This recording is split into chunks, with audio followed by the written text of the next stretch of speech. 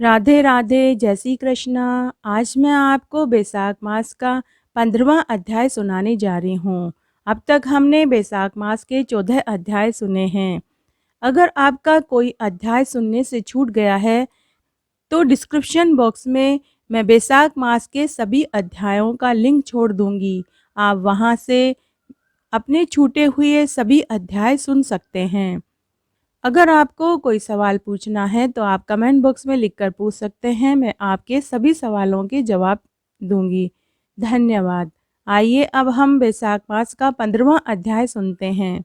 14वें अध्याय में राजा ने बैसाख मास के धर्म का वर्णन वशिष्ठ जी से सुना और सुनने के बाद जब वो महल में आने के बाद उन्होंने हाथी पर ढोल रखकर पूरी नगर में ये ढिंडोरा पिटवा दिया कि 8 वर्ष की आयु से लेकर 80 वर्ष की आयु तक के सभी मनुष्यों को मेष की संक्रांति में सूर्य उदय से पहले उठकर स्नान नहीं करेगा वह दंडनीय समझा जाएगा और शहर से निकलवा दिया जाएगा।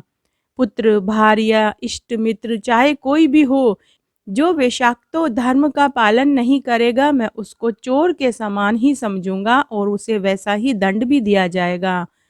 प्रातःकाल पवित्र जल में स्नान करो, स्थान स्थान पर प्याऊ लगवाओ, यथोचित योग्य ब्राह्मणों को दान धर्म करो, गाय को चारा खिलाएं, धर्म के सभी कार्य करें। प्रत्येक गांव में एक एक उपदेश करने वाला विद्वान ब्राह्मण नियुक्त कर दिया तथा 5 गांवों पर एक अधिकारी भी नियुक्त कर दिया।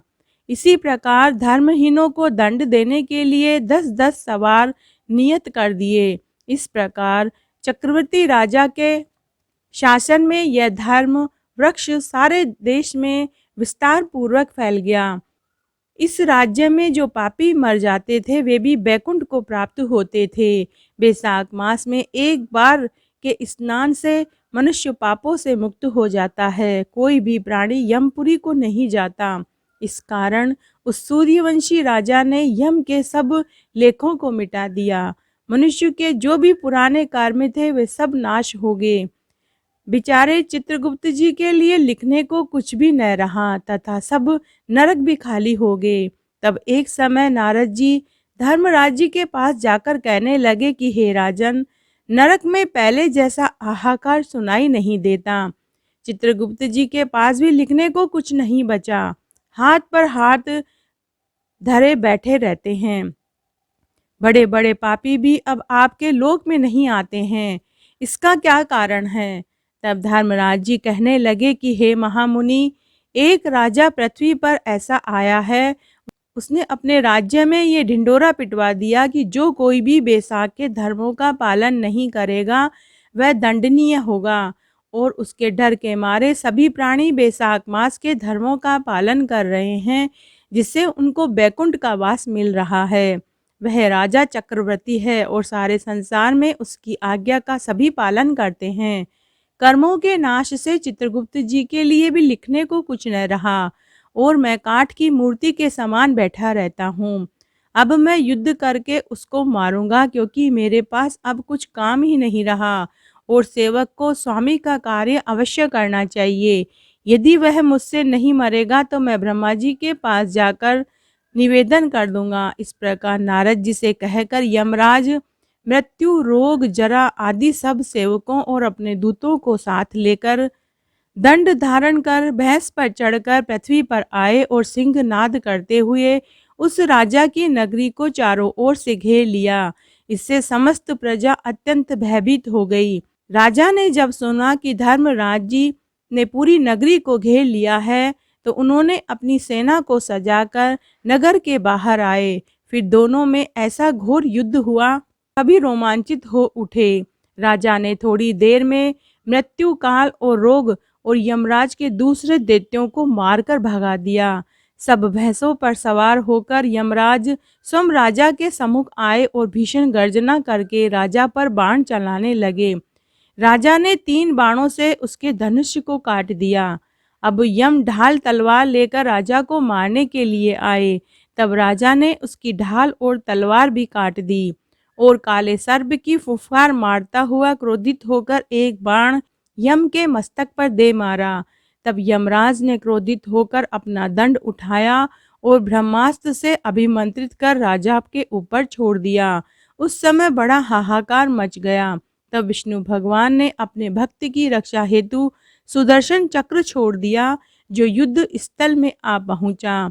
दंड से युद्ध कर ब्रह्मास्त्र को निवारण करता हुआ यमराज को मारने लगा। यह देखकर वह भक्त राजा भयभीत होकर चक्र की स्तुति करने लगा कि हे विष्णु भगवान के हाथ के आभूषण सहस्त्रधार, तुम्हें नमस्कार है।